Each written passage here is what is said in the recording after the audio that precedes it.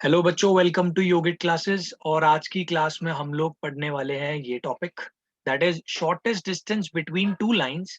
और यहाँ पे टू लाइंस में ना दो केसेस आएंगे, एक तो आएगा स्क्यू लाइंस के बारे में और दूसरा आएगा पैरेलल लाइंस के बारे में।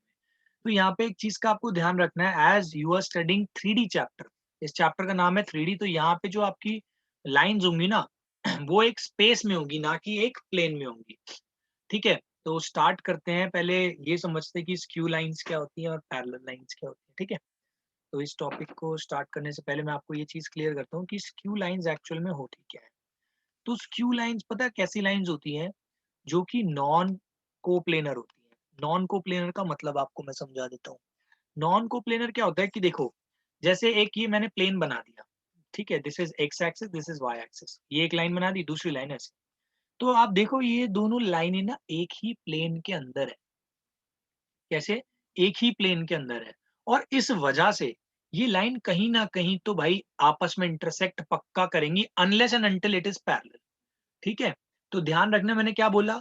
अगर एक ही प्लेन में दो लाइंस होती हैं and they are non parallel, then they will definitely intersect each other. तो अगर याद हो आपको, भी हम कौन सा टॉपिक पढ़ रहे हैं, shortest distance between two lines, है ना। तो ऑफ कोर्स अगर सेम प्लेन पे लाइन होगी और पैरेलल नहीं होगी तो हमेशा शॉर्टेस्ट डिस्टेंस तो जीरो आएगा, क्योंकि कहीं ना कहीं तो वो हमेशा मीट करेंगी लाइंस, राइट। तो हमारा तो पॉइंट ही नहीं हुआ इसको पढ़ने का। तो इसीलिए यहाँ पे हम कौन सा केस कंसीडर कर रहे हैं कि वो जो दोनों लाइनें हैं ना वो सेम प्लेन पे लाइन नहीं कर रही, they are lying on different plane. ठीक है, अब ऐसी लाइन जो क्या कहते हैं डिफरेंट प्लेन पे है, ठीक है, तो इट इज पॉसिबल दैट कि ये दोनों लाइनें आपस में इंटरसेक्ट ना करे और पैरेलल भी ना हो। तो ऐसी लाइन को हम पता है क्या बोलते हैं, स्क्यू लाइंस बोलते हैं। तो ये क्या होती है, नॉन कोप्लेनर। और इसकी जो मेन डेफिनेशन क्या होती है स्क्यू लाइंस की, they are not they are not they are neither intersecting nor parallel. तो स्क्यू लाइंस वो लाइंस होती हैं जो ना ही आपस में इंटरसेक्ट करती है और ना ही पैरेलल। तो ये सिर्फ पॉसिबिलिटी 3D के केस में। 2D के केस में तो भाई जब डायमेंशन ही आपके पास 2 है तो एक ही प्लेन बनेगा, एक्स वाई प्लेन, है ना। और अगर सेम प्लेन में लाई करेगी तो ऐसा पॉसिबल हो ही नहीं सकता कि लाइन नॉन पैरेलल हो और इंटरसेक्टिंग ना हो। तो हमेशा ध्यान रखना, 2D के अंदर जब भी लाइन आपकी पैरेलल होगी सिर्फ उस केस में इंटरसेक्ट नहीं करेगी, बाकी हर केस में लाइंस आपकी इंटरसेक्ट करेगी।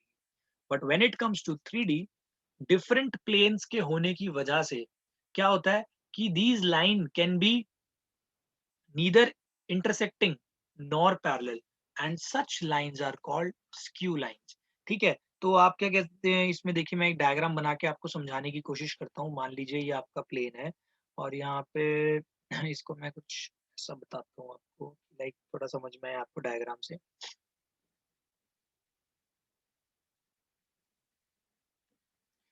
ये आपको मैंने जान के बनाया ताकि आपको थोड़ा सा रेफरेंस मिले कि भाई ये क्या चल रहा है। तो अब ये देखिए, ये होगी आपकी, मान लीजिए एक लाइन ये हो गई, ये देख रहे हो, ये इस वाले प्लेन में है। अगर इसका नाम मैं रखता हूँ एक्स, इसका नाम वाई और इसका जेड, तो आप देखना ये ना क्यूबॉइड के टॉप से जा रही है ये वाली लाइन, ये लाइन L1। तो क्यूबॉइड के टॉप से जा रही है मतलब ऐसे जा रही है ना, पैरेलल टू क्या एक्स वाई। तो ये कौन से प्लेन में मानी जाएगी, आपके एक्स वाई की। ठीक है, ये डिफरेंट प्लेन है मतलब। और एक लाइन मान लीजिए जा रही है यहाँ से आपकी, यहाँ से, ये होगी। अब आपको देखने में लग रहा होगा ये इंटरसेक्ट करेगी, बट ये इंटरसेक्ट नहीं कर रही भाई। ये जो लाइन है ना बेटा, ये ऊपर से जा रही है और ये यहाँ से तो डाइवर्ज हो रही है। ठीक है, और ये ना नीचे कॉन्वर्ज नहीं होगी इसके साथ, क्योंकि ध्यान देना ये जो L1 लाइन है ना, ये वाली तो L2 होगी जो दूसरी बनाई, ये L1। ये L1 ना ऊपर से जा रही है और ये जो L2 लाइन है ना, ये जा रही है इसके जस्ट नीचे से। और नीचे से जा रही है तो कहीं ना कहीं लाइन के बीच में शॉर्टेस्ट डिस्टेंस तो पॉसिबल होगा ही होगा। तो 3D प्लेन के अंदर हमें क्या निकालना है कि जो दो स्क्यू लाइंस हैं उनके बीच का शॉर्टेस्ट डिस्टेंस पॉसिबल क्या होगा। और when it comes to shortest distance तो ध्यान रखना, वो जो उन दोनों के बीच की वो जो लाइन होगी ना, जो शॉर्टेस्ट डिस्टेंस को दिखा रही होगी, वो हमेशा परपेंडिकुलर होगी इन दोनों के। ठीक है, तो अब हम लोग ये पढ़ने वाले हैं कि distance between two skew lines कैसे निकाला जाता है, right. Distance between two skew lines. तो यहाँ पे सिंपल एक फॉर्मूला है, बट मैं आपको थोड़ा लॉजिक बता दूंगा फॉर्मूले के अंदर, ठीक है। तो सबसे पहले तो आपको लाइन की इक्वेशंस होंगी है ना। जब आपको दो मतलब क्या कहते हैं, दो स्क्यू लाइंस के बीच का अगर डिस्टेंस निकालना है, then you must have equation of line, whether in vector form और इन कार्टेशियन फॉर्म। ठीक है, तो मान लीजिए ये आपके वेक्टर फॉर्म में r vector is equals to a1 vector plus lambda b1 vector. अगर आपने लास्ट वीडियो देखी होगी तो उसमें मैंने आपको सिखाया था कि इक्वेशन ऑफ लाइन, उसके ऊपर मैंने सेपरेट वीडियो बना रखी है। इक्वेशन ऑफ लाइन आप निकाल सकते हो इन अ स्पेस, तो इन वेक्टर फॉर्म, ठीक है।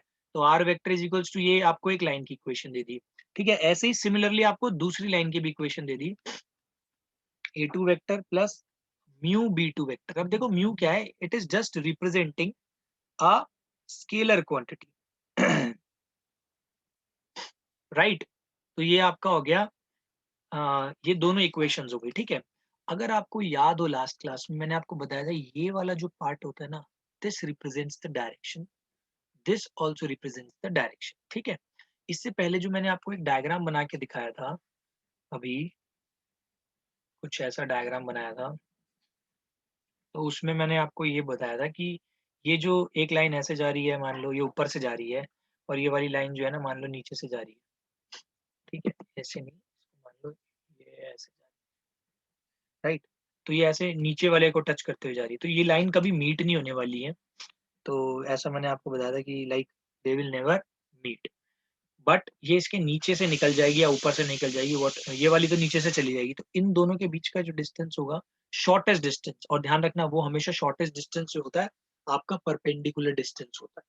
याद रखना है आपको इस वर्ड को, कि ये जो शॉर्टेस्ट डिस्टेंस हमेशा होगा ना, वही आपका क्या होता है, परपेंडिकुलर डिस्टेंस। परपेंडिकुलर डिस्टेंस, अगर क्वेश्चन आ जाए कि perpendicular distance between two lines निकालो, तो आप समझ जाओ कि भाई वो शॉर्टेस्ट डिस्टेंस के बारे में बात कर रहे हैं, क्योंकि परपेंडिकुलर डिस्टेंस ही क्या होता है, दो लाइंस के बीच का, वही हमेशा उसका शॉर्टेस्ट डिस्टेंस होता है, राइट। तो सबसे पहली चीज यहाँ पे देखो, फॉर्मूला पहले मैं आपको बता देता हूँ, सीधा सीधा फॉर्मूला है क्या। तो ये जो फॉर्मूला होता है ना, ये सीधा ऐसा होता है, d is equals to, d represents the distance that is shortest distance. इसका होता है, देखो सबसे पहले ना आपको क्या करना है, आपको एक ऐसा वेक्टर चाहिए, देखो देख रहे हो आप, ये जो लाइन है मैंने आपको बताया, ये इसके भी परपेंडिकुलर होगी और इसके भी परपेंडिकुलर होगी। तो अगर आपको याद हो कि ऐसी अगर हमें कोई लाइन निकालनी है जो दोनों के परपेंडिकुलर हो, तो वो हम क्रॉस प्रोडक्ट से निकालते थे, अगर आपको याद आ रहा हो तो। क्रॉस प्रोडक्ट से जो आता था आंसर हमारा, वो परपेंडिकुलर होता था उन दोनों से, जिनका हम क्रॉस प्रोडक्ट निकाल रहे हैं। उससे जो वेक्टर की वैल्यू आती थी, वो वेक्टर जो जिनका हमने क्रॉस प्रोडक्ट निकाला, उन दोनों से परपेंडिकुलर होते थे आपस में, ठीक है। तो यहाँ पे आपको सबसे पहले तो यूज आएगा क्रॉस प्रोडक्ट, ठीक है। अब ये क्रॉस प्रोडक्ट तक बात नहीं खत्म होती, अब हमें इसका भी तो इम्पोर्टेंस है कि भाई ये वाली चीज भी यहाँ पे इम्पोर्टेंट होएगी आपके लिए। तो क्रॉस प्रोडक्ट से तो आपको एक परपेंडिकुलर डायरेक्शन वाली चीज मिल गई। अब आपको वैल्यू वाली चीज भी तो चाहिए, वो पता है कौन प्रोवाइड करता है, ये A2 और A1। ये जो पोजीशन वेक्टर्स है, आपको ना इनका क्या करना होता है, आपको इनका भी वो करना है, dot product A2 into A1। अब ध्यान देना, आपने क्या किया है भाई, आपने B1 क्रॉस B2 लिया, आपने A2 vector cross A1 vector लिया, दोनों के क्रॉस प्रोडक्ट का आपने क्या निकाल दिया भाई, डॉट प्रोडक्ट, राइट। अपॉन किया आपने, अरे इसको करेक्ट कर लो यार, सॉरी, ये जो होगा ना माइनस होएगा, A2 माइनस A1, ठीक है। यहाँ से आपने ये वेक्टर निकाला और यहाँ से भी आपने एक वेक्टर निकाला, दोनों को सब्ट्रैक्ट, मतलब ये जो दोनों वेक्टर्स थे ना, इन दोनों को सब्ट्रैक्ट किया, अपॉन B1 क्रॉस B2, ठीक है। ये अब इसका आपको यहाँ पे ना मैग्नीट्यूड निकालना है, ध्यान रखना है, ठीक है। और अगर ये आंसर पूरा नेगेटिव में भी आता है तो भी आपको पॉजिटिव लिखना पड़ेगा, because distance can never be negative. तो आपका फॉर्मूला क्या बना, B1 cross B2 dot A2 minus A1 upon B1 cross B2 का मैग्नीट्यूड, राइट। इसका क्या निकालना है हमें, मैग्नीट्यूड। अब मैं आपको समझा देता हूँ कि एक्चुअल में आया कहाँ से। देखो अगर आप ध्यान दोगे ये एक वेक्टर बनेगा, राइट? इसको मान लो एन वेक्टर, मैं एक ऐसी एग्जांपल ले रहा हूँ आपको समझाने के लिए। और ये क्या है उसका एन कैप एन कैप कह रहा हूँ, सॉरी, एन वेक्टर का मॉडुलस। तो आपने एक चीज सीखी हुई है कि ये जो होता है एन वेक्टर अपॉन एन, ये किसके बराबर होता है बेटा? तो यूनिट वेक्टर के बराबर होता है, राइट? ये यूनिट वेक्टर किसका है बेटा? ये अगर आपको याद हो B1 क्रॉस B2, मैंने आपको बताया इससे जो वेक्टर निकलेगा ना वो परपेंडिकुलर होगा इन दोनों लाइन से, यानी ऐसा वेक्टर निकलेगा, राइट?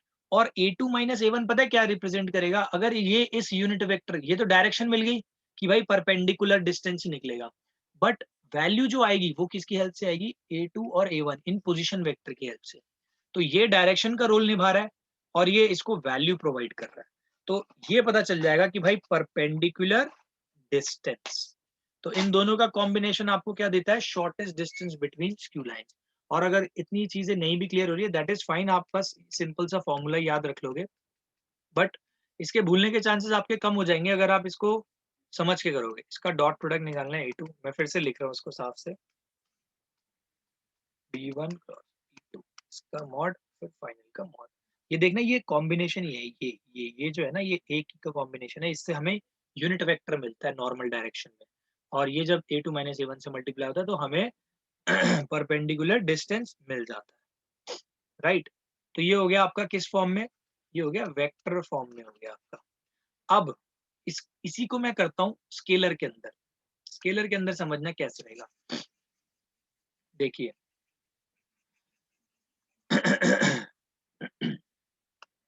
देखिए स्केलर में क्या होने वाला है, आपने ये तो सीखा ही है कि भाई B1 वेक्टर जो होता है उसको हम लोग कैसे रिप्रेजेंट करते हैं?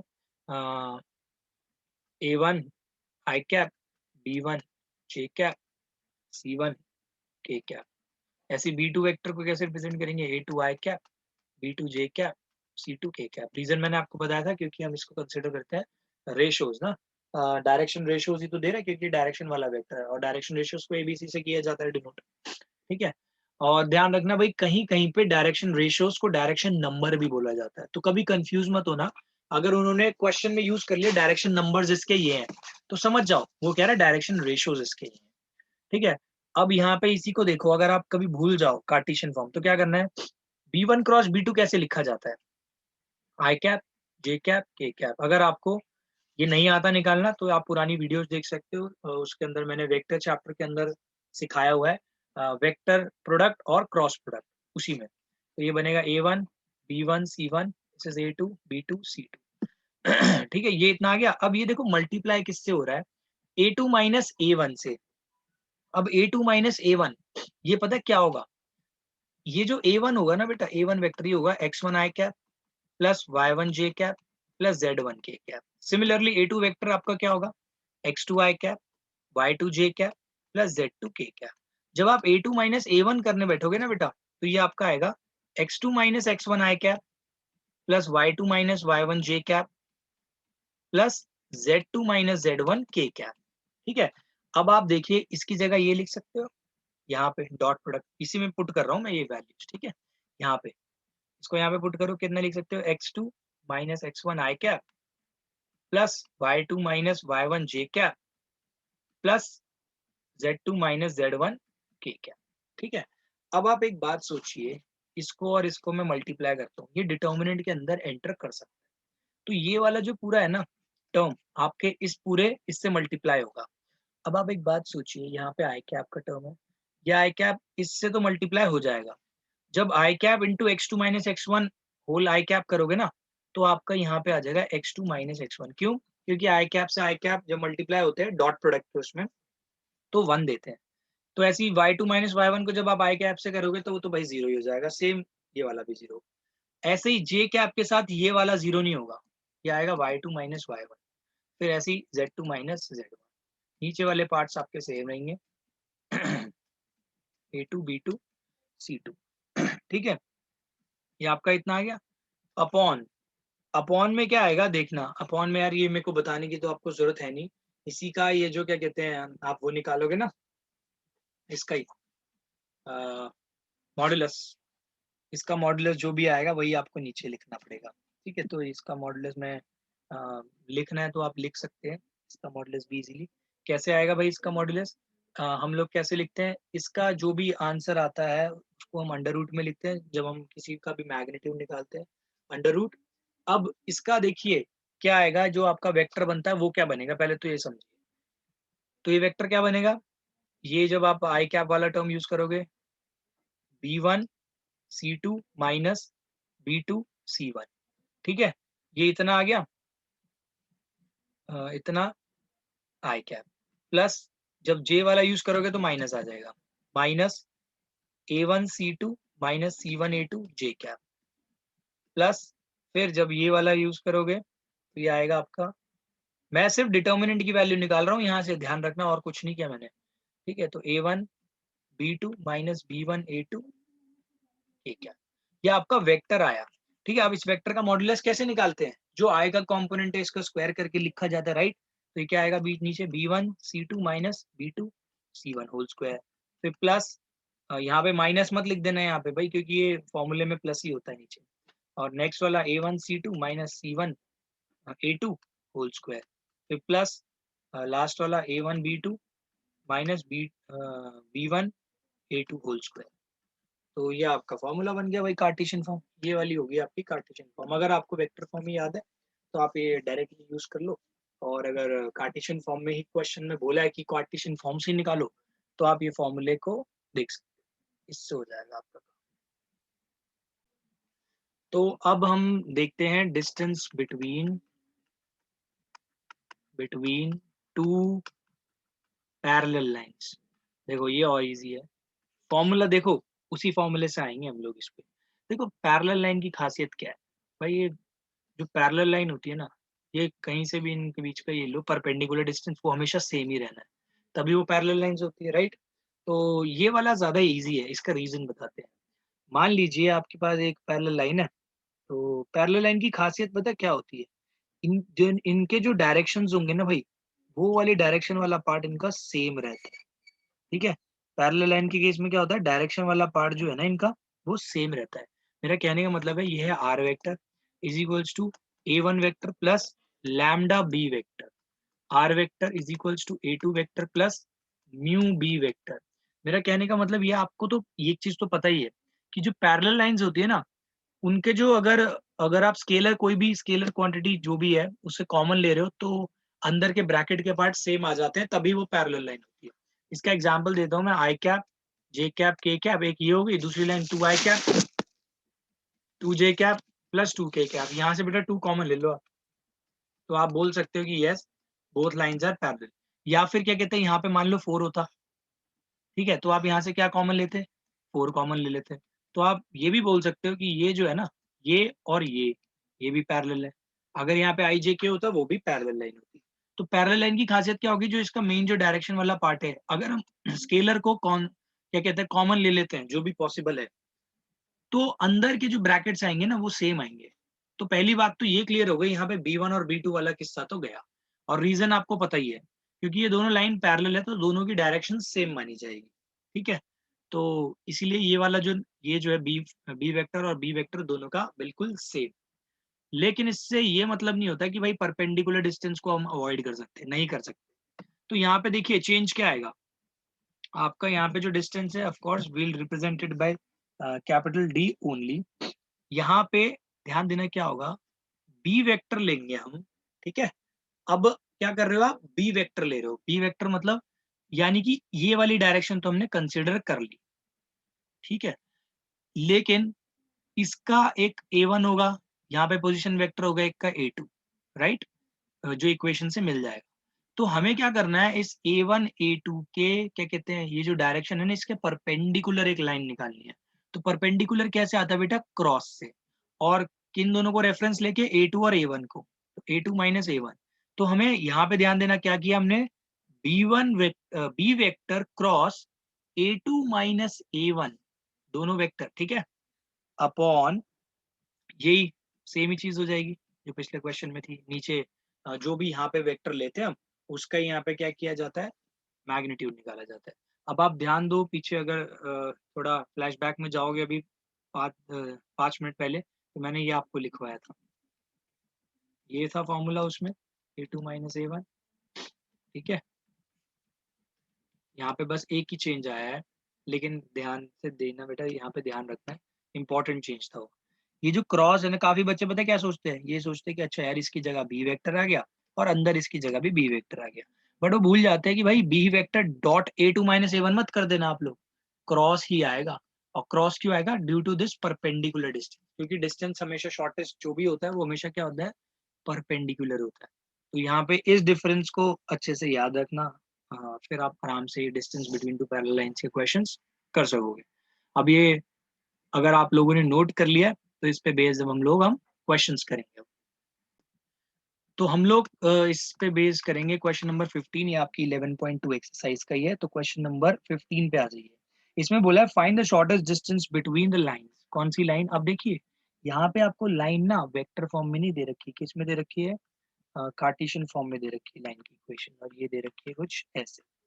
ठीक है, लाइन की इक्वेशन आपको याद होनी चाहिए कि वेक्टर फॉर्म में भी होती है और कार्टेशियन फॉर्म में भी होती है। ये है x minus three upon one, y minus five upon minus two is equals to next by one. ठीक है, अब यहाँ से ना बेटा आपको एक चीज का ध्यान रखना है। आप ना, अगर आपको वो लग रहा है कि भाई मैं वेक्टर फॉर्म में इसको इजीली कर सकता हूँ, तो आपके पास चॉइस है, आप इसको लाइन को ना वेक्टर फॉर्म में भी चेंज कर सकते हो। अगर वेक्टर फॉर्म में नहीं चेंज करना तो नॉर्मली भी कर सकते हो। तो देखो मैं ना यहाँ पे वेक्टर फॉर्म में चेंज कर रहा हूँ इसको। तो वेक्टर फॉर्म में क्या करते थे, अगर आपको याद हो, हम लिखते थे यहाँ पे x माइनस एक्स वन, फिर यहाँ लिखते थे y minus y one, z minus z one. ठीक है, और यहाँ पे आपको सारे प्लस प्लस दे रखे हैं। तो यहाँ पे जो a1 वेक्टर बनेगा ना, पहले तो a1 वेक्टर बनाने की कोशिश करोगे। a1 वेक्टर क्या होता है? Position vector. पोजीशन वेक्टर मतलब कोऑर्डिनेट्स। तो a1 वेक्टर आपका बनेगा माइनस आई कैप माइनस जे कैप माइनस के कैप। क्यों? क्योंकि ये प्लस वन है ना, लेकिन अकॉर्डिंग टू फॉर्मूला वो होता था x minus x one by a, y minus a one, y minus y one by b one, z minus z one by c one, ऐसे होता था। तो यहाँ इस हिसाब से अगर हम देखेंगे तो ये ए वन इतना आ जाएगा, और बी वन वैक्टर देख लीजिए कितना आएगा, सेवन आई कैप माइनस सिक्स जे कैप प्लस के कैप। राइट, ये आपका आ गया भाई इतना। यहाँ से आप ए टू वैक्टर निकाल लो। ए टू वैक्टर कितना आएगा भाई? ये आएगा थ्री आई कैप, क्योंकि यहाँ ऑलरेडी माइनस है, प्लस फाइव जे कैप प्लस सेवन के कैप। ठीक है, इसके बाद ऐसे ही बी टू वैक्टर कितना आएगा? आई कैप माइनस टू जे कैप प्लस के कैप। ठीक है, अब यहाँ से लाइन की इक्वेशन तो इजीली बनी जाएगी आपकी। क्या बनेगी? माइनस आई कैप, फिर क्या कहते हैं माइनस जे कैप माइनस के कैप, फिर इसके बाद प्लस लैम्डा सेवन आई कैप माइनस सिक्स जे कैप प्लस के कैप। ऐसी यहाँ से लाइन की इक्वेशन क्या बन जाएगी आपकी? थ्री आई कैप प्लस फाइव जे कैप प्लस सेवन के कैप, फिर यहाँ पे म्यू लगा देना बेटा। ठीक है, i cap minus two J cap plus के कैप। ठीक है, अब यहाँ पे देखिए आप दो चीजें सीख गए। क्या कहते हैं, कार्टेशियन इक्वेशन से वेक्टर इक्वेशन कैसे बनाई जाती है लाइन की, ये भी आप सीख गए। ठीक है, ये मैंने पहले भी कराया हुआ है, बट स्टिल रिवीजन होगी। अब आप इजीली सॉल्व कर सकते हो। डिस्टेंस का फॉर्मूला क्या होता था? B one cross b to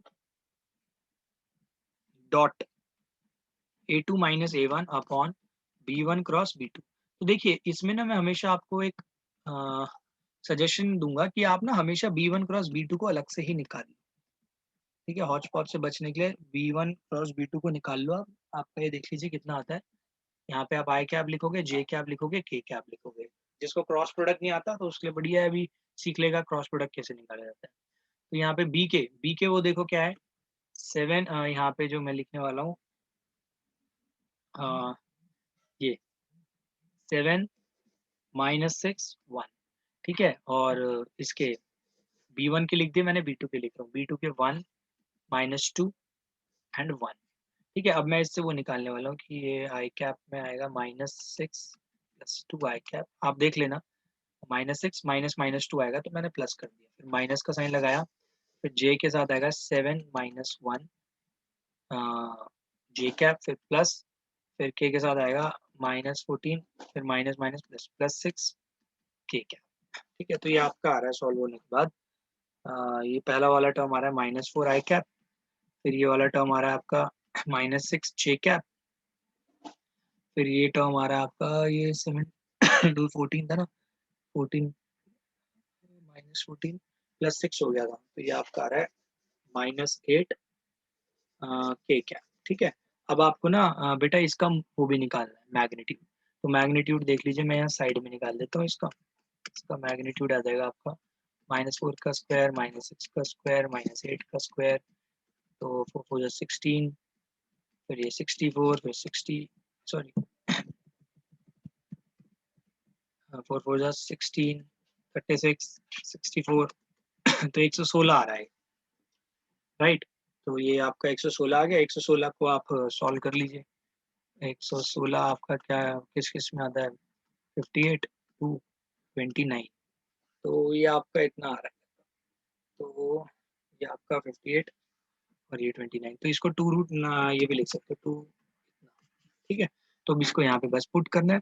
अब इसे पुट नहीं करना, अब आपको a2 माइनस a1 की वैल्यू भी निकालनी है, तो मैं यहाँ पे निकाल के दिखा देता हूँ आपको। a2 माइनस a1 क्या होगा, इसमें से इसके सब्ट्रैक्ट होंगे, इसमें से ये वाले सब्ट्रैक्ट होंगे, तो देखो क्या बनेगा, 4i cap plus 6j cap plus 8k cap, क्योंकि देख लीजिए आप सब्ट्रैक्ट करके आपको ये मिलेगा 4, 6 और 8। अब देखिए यहाँ पे क्या हो रहा है, ये जो दोनों आपके आए ना, अगर आप ध्यान देंगे भाई, ये दोनों लाइंस आपकी पैरेलल आ रही है। और एक मिनट, पैरेलल आ रही हैं। अब हम इसे देखिए कंटिन्यू करेंगे, इसको और इसको, इसका दोनों का डॉट प्रोडक्ट निकालेंगे। तो आप यहाँ पे खुद सोचिए कि इसकी जगह मैं ये लिखता हूँ और ये a2 माइनस a1 की जगह मैं ये लिखता हूँ। ठीक है, इन दोनों का डॉट प्रोडक्ट कैसे निकालेंगे, 4 into -4 that is -16, 6 into -6 that is -36, ऐसे ही -64 अपॉन, ठीक है, ये डॉट प्रोडक्ट ऐसे निकलता है a1 a2 b1 b2 c1 c2, याद हो आपको डॉट प्रोडक्ट निकालना। और ये था नीचे इतना, राइट। इसका क्या करना है, आपको मॉड लेना है। तो ऊपर वाला तो पता है कितना आ रहा है आपका, -116 अपॉन 229, इससे ये कैंसिल हो रहा है और ये मॉड में आएगा, तो दैट इज -58 अपॉन √29। ठीक है, और इसको जब आप सॉल्व करोगे तो पता है कितना आएगा, इसको आप लिख सकते हो, देखो √29 इंटू √29, मैं वैसे ही बता रहा हूँ इसको सॉल्व करके, √29 इंटू √29 इंटू 2, माइनस का साइन आपका ये हट गया, इससे एक इससे ये कैंसिल हो रहा है, आपका आंसर आ रहा है 2√29। अब हम करेंगे क्वेश्चन नंबर 17। तो क्वेश्चन नंबर 17 को देखिए, shortest distance between the lines whose vector equations. अब देखिए यहाँ पे काफी बच्चे वेक्टर्स इक्वेशन से ना कंफ्यूज हो जाते हैं। ये ऐसा लिखा है 1 माइनस कितना T i cap plus T -2 J cap, sorry T -2 J cap, फिर आगे लिखा है 3 2 टी, ठीक है, और यहाँ पे लिखा है के कैप।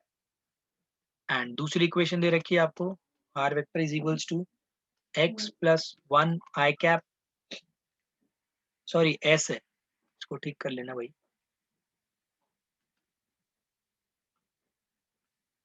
एस है।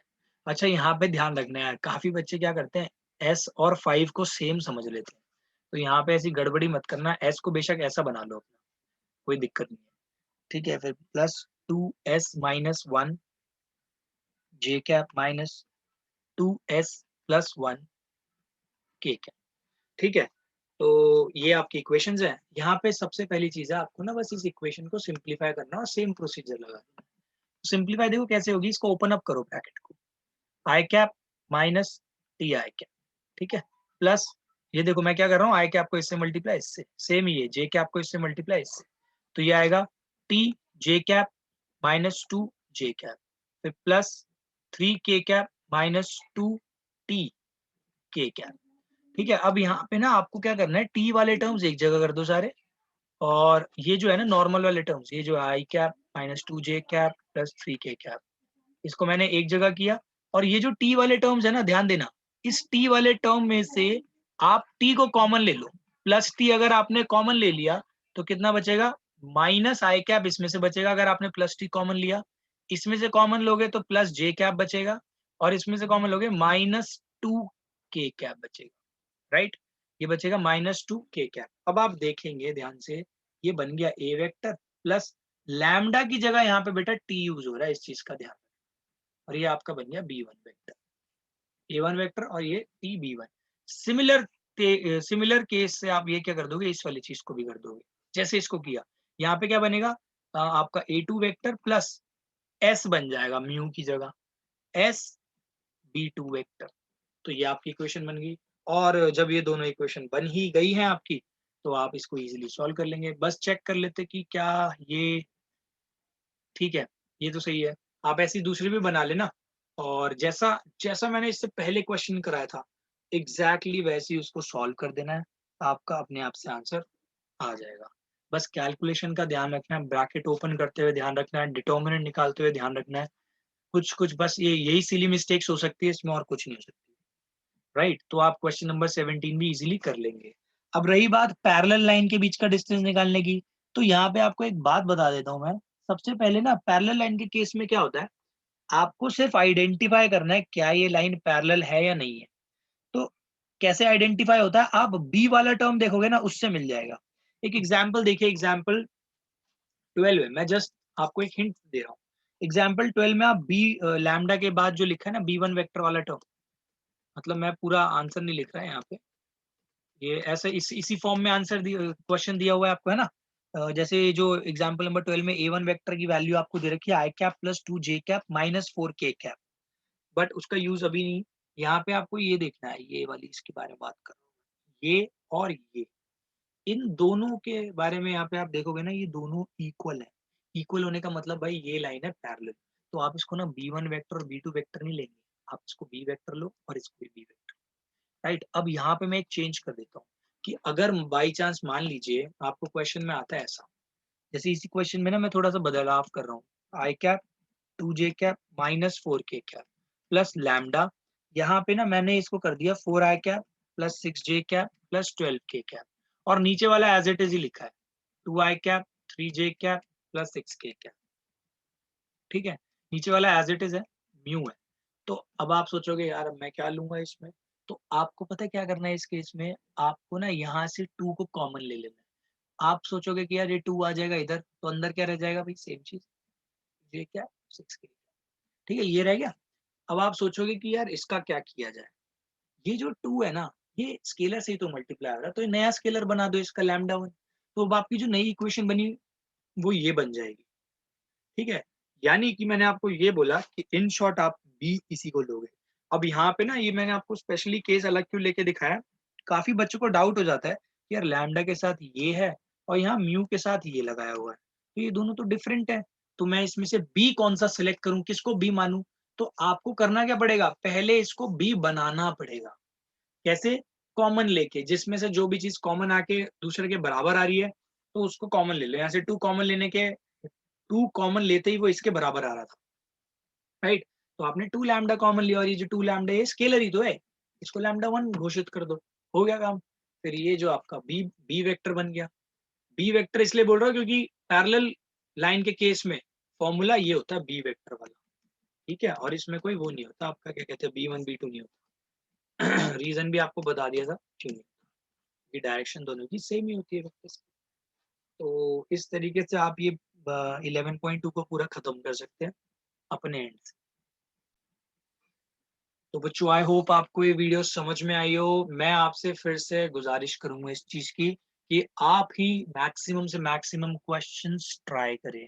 देखिए यहाँ पे मैं कितने भी क्वेश्चंस करा दूं कम पड़ेंगे आपको, तब भी नहीं आएगा समझ में, अनलेस एंड अनटिल आप खुद से ट्राई नहीं करेंगे क्वेश्चंस। तो कोशिश करिए खुद से क्वेश्चंस ट्राई करने के लिए। कहीं कॉन्सेप्ट्स अगर आपके मिस हो जाते हैं तो आप वीडियो देख के उन कॉन्सेप्ट्स को रिवाइज कर सकते हैं। एंड स्टिल आपके पास कोई ऐसा क्वेश्चन आ जाता है जो आपसे नहीं सॉल्व हो रहा है, या फिर आप कहीं से भी सोल्यूशन देखते हो लेकिन आपको समझ नहीं आया कि कैसे क्या स्टेप्स करें, प्लीज कमेंट करके मुझे बताइए, मैं उस क्वेश्चन की एक स्पेशल वीडियो बना दूंगा। राइट, तो आई होप ये आपको क्लियर हुआ है। आप 11.2 को पूरा कर सकते हैं। नेक्स्ट क्लास में हम लोग प्लेन के साथ स्टार्ट करेंगे, चैप्टर आपका प्लेन है, तो चैप्टर कह रहा हूँ सॉरी, आपका जो नेक्स्ट टॉपिक रहेगा वो प्लेन रहेगा। तो जैसे लाइन की इक्वेशन सीखी थी, अब प्लेन की इक्वेशन पे भी हम आएंगे नेक्स्ट क्लास में। तो अगर ये समझ में आई हो video, please share this video, hit the like button, also hit the bell icon. You can also follow us on Facebook and Instagram. और हाँ, अगर आप चैनल पे नए हैं तो प्लीज इसको सब्सक्राइब करना ना भूलें।